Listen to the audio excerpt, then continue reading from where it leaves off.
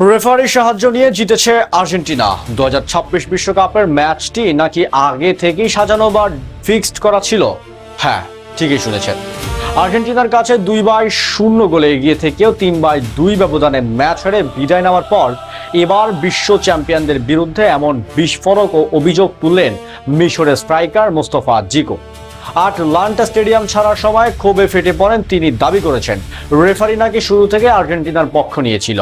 কিন্তু এই অভিযোগের পেছনে কি সত্যি কোনো সত্যতা আছে, নাকি নিজেদের ডিফেন্সের ব্যর্থতা আর মাত্র 14 মিনিটে 3 গোল খাওয়ার চরম লজ্জা ঢাকতেই ফুটবলের নিয়মের ওপর দায় চাপাচ্ছে মিশর?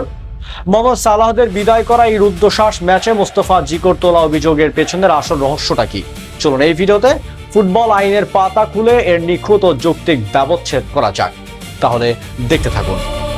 বন্ধুরা, ম্যাচ শেষ হওয়ার পর আটলান্টা স্টেডিয়ামে মিক্সড জোনে মোস্তফা জিকো অত্যন্ত আপত্তিকর মন্তব্য করেন। তিনি বলেন, রেফারি মোটেও ভালো ছিলেন না, তিনি অন্যায় করেছেন, তার পক্ষপাতিত্ব স্পষ্ট ছিল।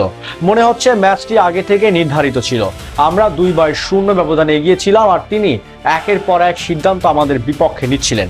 এমনকি তিনি রেফারিকে কটাক্ষ করে আর্জেন্টিনাকে আরও একটি বিশ্বকাপ জয়ের আগাম অভিনন্দন পর্যন্ত জানিয়ে দেন। জিকোর এমন মন্তব্য এখন ফুটবল দুনিয়ায় তোলপাড় সৃষ্টি করেছে।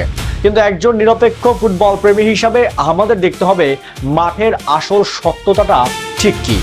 মিশর 2-0 গোল এগিয়ে থেকে জয়ের স্বপ্ন দেখছিল ঠিকই, কিন্তু তারা কি সত্যি রেফারির কারণে হেরেছে, নাকি লিওনেল স্ক্যালোনির মাস্টার ক্লাস ট্যাকটিক্সের সামনে ভেঙে পড়েছে? চলুন জিকোর অভিযোগের মূল কারণ অর্থাৎ 58তম মিনিটে সেই বাতিল হওয়া গোলটির নেপথ্যের রহস্য উন্মোচন করা যাক। 58 মিনিটে মোস্তফা জিকো আর্জেন্টিনার গোলরক্ষক এমিলিয়ানো মার্টিনেজকে পরাস্ত করে বল জালে জড়িয়েছিলেন। কিন্তু আধুনিক ফুটবলের নিয়ম এবং VAR প্রযুক্তি আজ এতটাই নিখুঁত যে সেখানে ফাঁকি দেওয়ার কোনো সুযোগ নেই। ভিডিও রিপ্লেতে পরিষ্কার দেখা যায় বল নিয়ে ওপরে ওঠার ঠিক আগ মুহূর্তে নিজেদের প্রান্তে আর্জেন্টিনার ডিফেন্সের লিসান্দ্রো মার্টিনেজকে মারাত্মকভাবে ফাউল করে বসেছিলেন স্বয়ং মিশরীয় খেলোয়াড়েরা। ফিফার নিয়ম অনুযায়ী আক্রমণের শুরুতে অর্থাৎ বিল্ড আপ ফেজে যদি কোনো ফাউল হয় তবে সেই আক্রমণ থেকে হওয়া গোল কোনোভাবেই বৈধ নয়। রেফারির পাসওয়াস লেটেক্সিয়ার সম্পূর্ণ নিরপেক্ষ থেকে প্রযুক্তির সাহায্য এই ফাউলটি ধরেন এবং গোল বাতিলের সঠিক সিদ্ধান্ত নেন। সবচেয়ে বড় কথা, এই গোলটি বাতিল হওয়ার পরও কিন্তু মিশর আরেকটি গোল করে 2-0 ব্যবধানে এগিয়ে গিয়েছিল। তাহলে জিকো কিভাবে দাবি করেন যে রেফারি তাদের জিততে দেয়নি? রেফারি যদি পক্ষপাতিত্বই করতেন তবে মিশর 2-0 গোলে লিড পেতই না। মিশরের স্ট্রাইকার জিকো নিজেই স্বীকার করেছেন যে তারা জানতেন তারা বর্তমান বিশ্ব চ্যাম্পিয়ন এবং শিরোপার অন্যতম দাবিদারদের বিরুদ্ধে খেলছেন। কিন্তু তিনি দাবি করছেন আর্জেন্টিনা নিজেদের যোগ্যতায় জেতেনি। জিকোর এই দাবি হাস্যকর। ম্যাচের 79 মিনিটে লিওনেল মেসির জাদুকরী ক্রসে ক্রিস্টিয়ান রোমেরোর বুলেট হেড, 84 মিনিটে বক্সের ভেতর থেকে খোদ অধিনায়ক মেসির সমতাসূচক জোরালো শট, আর 92 মিনিটে লাউতারো মার্টিনেজের মাপা অ্যাসিস্ট, এনজো ফার্নান্দেজের সেই চোখ ধাঁধানো জয়সূচক গোল, এগুলোর কোনটা রেফারির সাহায্যে হয়েছে?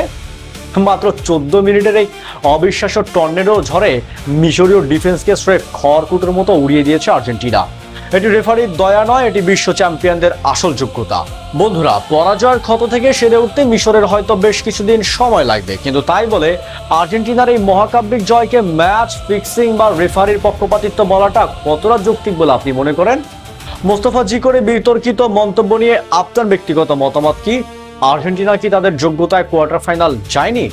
এখনই আমাদের কমেন্ট বক্সে আপনার মূল্যবান মতামত লিখে জানাতে ভুলবেন না।